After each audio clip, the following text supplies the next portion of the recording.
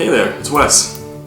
Today it's time to talk about what everyone's talking about, the Godox AD200. So, here's the box that it comes in. It's about the same size as the box that some other Godox products come in. However, a little difference here, we actually have a carry case inside the box. Some manuals, some silica gel. Don't need that. This is where the interesting stuff is. Inside the box, we have the AD200 flash itself. We have the lithium-ion battery charger. We have a light stand adapter to tripod, so you can easily mount that on a tripod. We have the bulb head.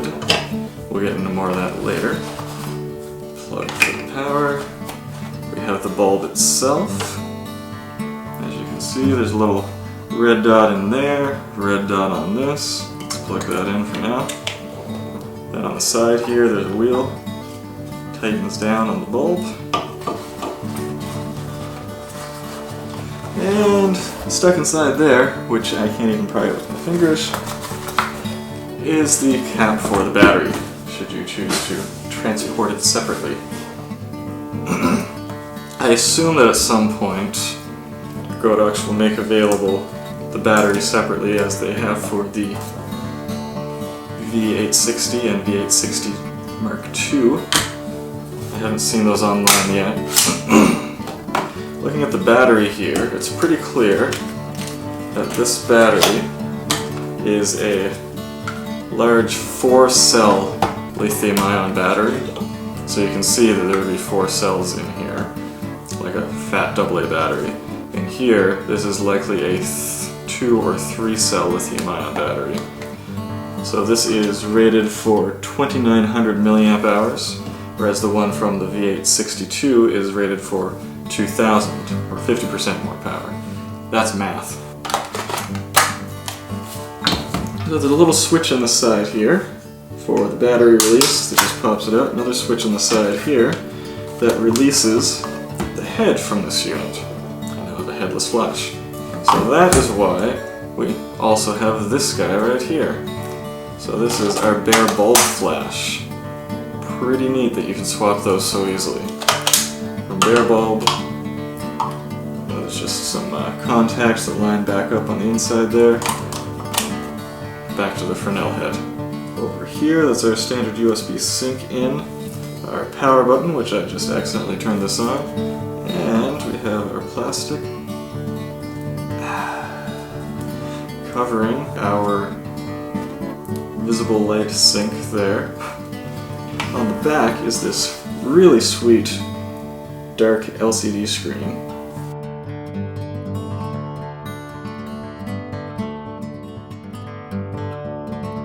So on the screen here you can see your power status, which I can adjust manually here.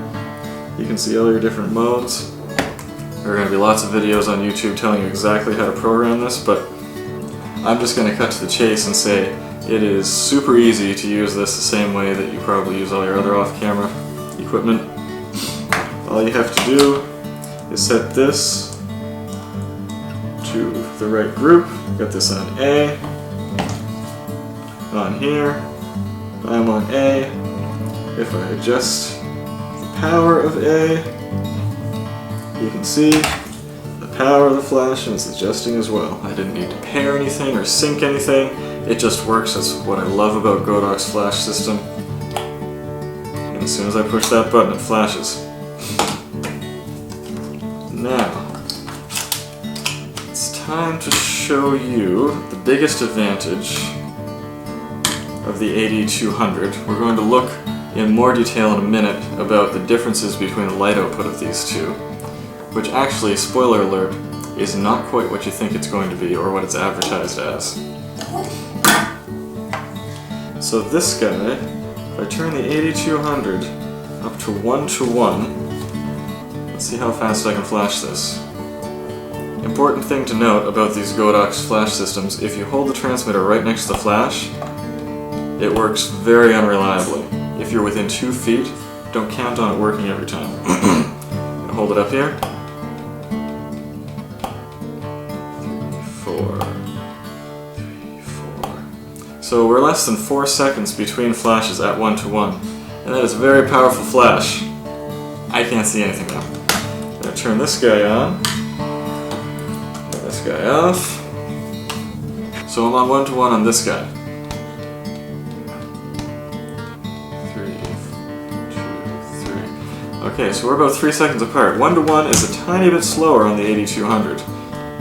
But the thing is, the 8200 is over twice as bright, theoretically, as our friend here, the V860.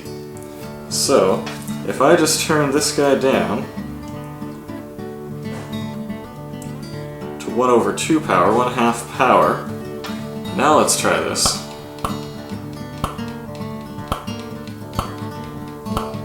We're flashing in less than a second every time, so that is 3 times faster than that. That is the chief advantage of this unit right here. The overall power system and the recycle time. This is going to recycle the same amount of flash, same amount of light, 3 times as fast as a regular strobe.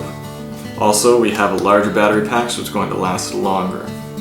That is the chief advantage, not necessarily the amount of power output, as you might be led to believe in the advertising. And we're going to do a little bit of testing with our friend Baby Groot right here, just to see exactly what that means. See you in a minute.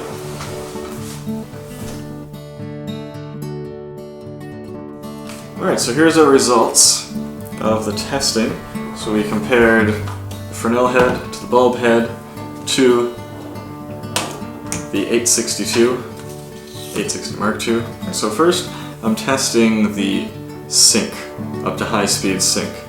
I'm trying to compare this to what I discovered with the 862, see when we get the banding and how effective it is. At all times, the banding can be mitigated by turning off electronic first curtain shutter, but that's not something that you want to have to worry about most of the time. Now for the 8200, I was hoping, as we scroll through here, that the banding issue would be lessened with this more powerful flash, and you know what? It's worse. So here we are. At 1/2000th, we see some pretty clear banding in the countertop. 1/4000th, it's really bad, it's all over Groot's face. 1/8000th is just a mess. It is way worse than with the 860 Mark II. So we'll jump through and see if the bulb, bare bulb, does any better. You can see we have a different quality of light coming through here. We get up to 2000, we see some slight banding behind Groot. 4000 is worse, 8000. Not as bad as the Fresnel head was, but it's still unusable. Again, this can be totally mitigated by using electronic first curtain shutter. Alright, now we're testing in TTL. At 4000, you can see it's struggling real hard, the banding's terrible. 8000, it just utterly failed to maintain the light. To be fair, we'll try that with the 862. Nothing has been edited on this, the white balance is the same in every picture. 2000, it looks okay, but it's getting dim. 4000 is very dim. 8000, we obviously have less power, so that's very clear. Now, one thing I noticed, I'm losing a lot of light. These shots are being taken through this Westcott rapid box, and there is a centerpiece that the flash might be getting stuck behind, whether with the bare bulb or the Fresnel head. So I took that off completely. Pointed the flash straight at Groot, nothing between him and the flash. So here we have 1/8000th of a second with the Godox, with the 8200 and the Fresnel head. And now here we have with the 860 Mark II. So if we look between these two pictures, you can see it is less than half as bright with the Mark II. So there is a brightness difference, but if you thought that this would give you freedom from your high-speed sync electronic first curtain shutter problems, you're not going to get it.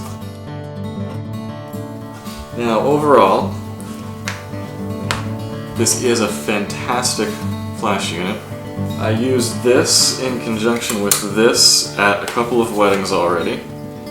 And so I'm using these during wedding receptions. Sometimes I'm firing off crazy fast. I was already impressed with the 860 Mark II. It recycles and does not overheat and resists overheating way, way better than any flashes that I had been using before, such as the Sony F43 or the Nissan D800, and I also had Yungo's 560 Mark IVs. This can fire faster and more consistently than any of those by a wide margin without overheating. I've never had it overheat. This guy here, I was able to crank things up higher than I normally would, fire this off throughout the reception. Both these flashes, and I have extras of these, I ran them through the entire wedding day, especially this guy, through the entire wedding day. And when I was done, I had used about 35% of the battery. There's a meter on the back. When you charge with the battery chargers, there's a meter on the side. I had used only about 35% of the battery. On this guy, I might have used a quarter of the battery. Battery life is just astounding with these lithium-ion batteries. As far as long-term usability, I'll have to get back to you on that. But so far, I am thoroughly impressed with these flash units. Very reliable as long as your transmitter is more than 2 feet away from the receiver. 99% of the time, the flash fires. It's fantastic. Very impressed. If you want to pick up either of these things, I'll have links down in the description. If you want to see more of these videos, feel free to like and subscribe, give us a thumbs up, and I'll see you when the next shiny thing comes out.